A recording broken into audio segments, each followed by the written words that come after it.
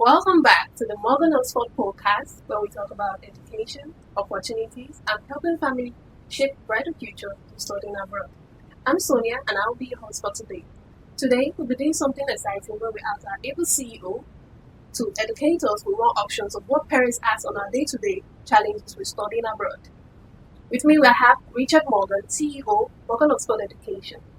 Oh, hello. Very nice to be here again.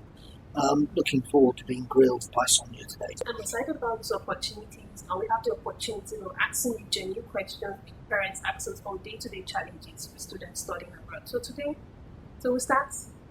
let's start with the big one. Parents often ask, is studying abroad really worth it? That's for them to decide, isn't it? I mean, it depends on how much they choose to spend. I mean, I think there are good value options. I think there are expensive options. The answer is yes. International education is very, very much worth it, so long as the right decision is made. I can give you several examples of bad decisions. So an obvious decision that a 13, 14 or 15-year-old child and parent might make is which country, and then are they going to go into a traditional boarding school, or are they going to go into a slightly more modern collegey environment? A mistake occasionally made by Nigerian children and parents is that they rush to go from a boarding school environment into a college environment, and perhaps sometimes they're not quite ready for it.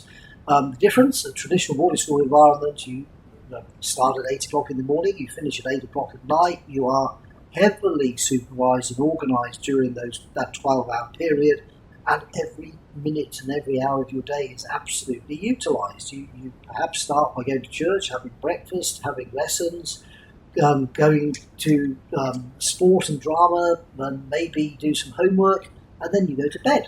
Very, very, very structured and organised, and often best suits somebody coming from a Nigerian background into a foreign environment, particularly if they're not exposed and haven't been to a country before.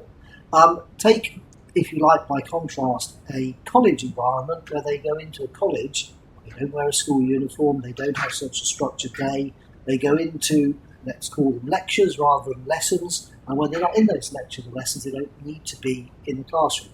That, in my experience, sometimes goes wrong because the children can't deal with the extra independence, and as a consequence, they don't do as well ultimately in their exams, and the whole thing is a failure. So, to answer your question, it should be a success, but the key is to make the right decision and go the right route and pick the best value option. And again, you have to have the best advisors to give you the best value options and keep you on track, hopefully. Okay, thank you very much for that beautiful answered question. So another one, we often hear, how do I choose between the UK, Canada, and US? Well, it depends on what you want to do, I suppose.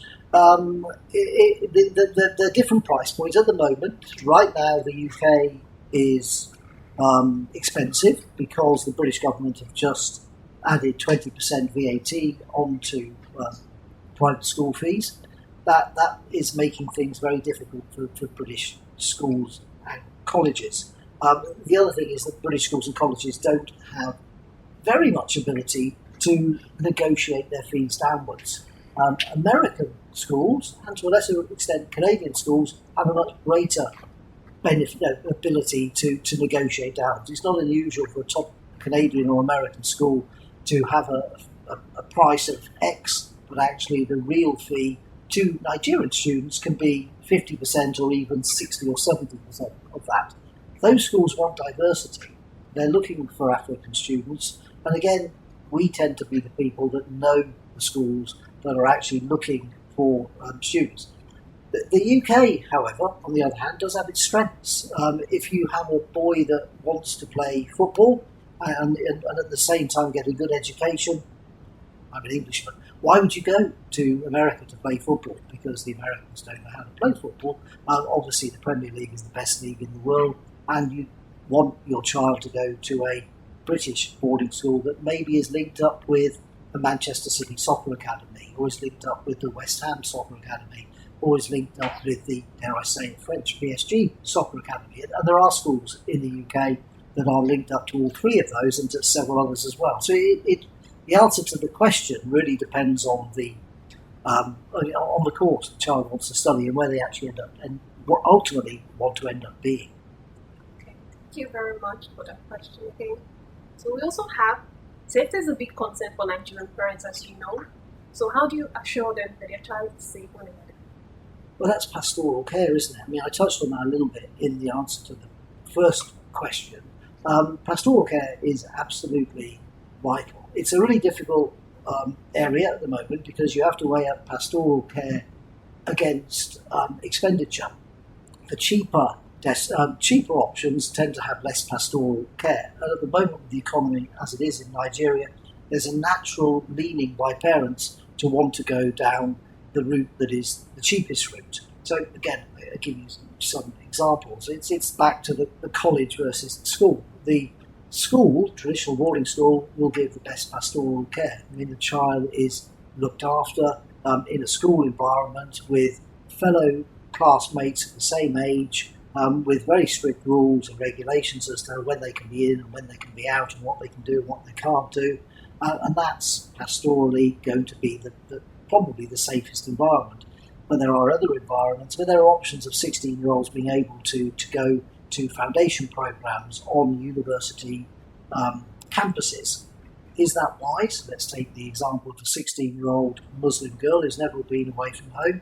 Would Muslim father really want that their daughter to be in an environment on a campus in a social environment at night with 25-year-old British educated rugby players with beards and big muscles? Well, that's for them to decide. I mean, all I can do is point it out to them, but my suggestion would be that generally, from a pastoral point of view, that would not be a good option for them. The problem is that those routes tend to be cheaper, and so all I can do is give the information to the parents. The parents have to make the ultimate decision as to where their children go. But I would hope that a big part of that decision is going to be the level of pastoral care. Certainly what we do is we give all the options to the parents and to the children. It's for them to make their decisions. But for me, I mean, pastoral care is vital and a really, really, really important part of what we do and point out. Okay, thank you very much also. So what's the best time to start planning to study abroad? Well, depending on what you mean by planning again. The earlier the better. I mean, it depends on when you're intending your children to go abroad. At the moment that most children that go abroad for the years 16 to 18. When should you plan? The financial wealth managers would tell you that you should be planning from the day the child is born. You should be putting money away every month into an investment pot to give you the money so that by the time they get to 16 years of age, you've been doing that for 16 years and you've got a good chunk of money to be able to give your children the best start in life. I have to say that my ex-wife now did that very well with our two children, and by the time my two children got to the age where they were going to school, we didn't pay out of our own pockets at all. It all came out of money that had been saved over a period of time. So that's really good advice if parents can be that organised. From the point of view of getting advice as to specific schools and things, you've got to be thinking about it at least a year before. Nigerians are not always great planners. Some are and some aren't. We get people that do plan a year before, and if you plan a year before, you'll get the best scholarships, you'll get the best options of the best schools. The best schools tend to be the ones that have the earliest deadlines, and so if you don't come to us in time, you'll have less choice. You'll also have less scholarships available. So undoubtedly, the best advice is to be prepared as far in advance as you possibly can be. Okay, thank you very much, Richard. Such insightful answers. And any final message for our parents listening to you right now? Well, the only message is make sure that you plan and make sure that you think about it far enough in advance, and make sure you get proper advice. Make sure you come to somebody like ourselves to help you in this passageway, because it's a very, very difficult time. You've got to get it right. It's a really big investment for you and for your family, and it's not something that you want to play with.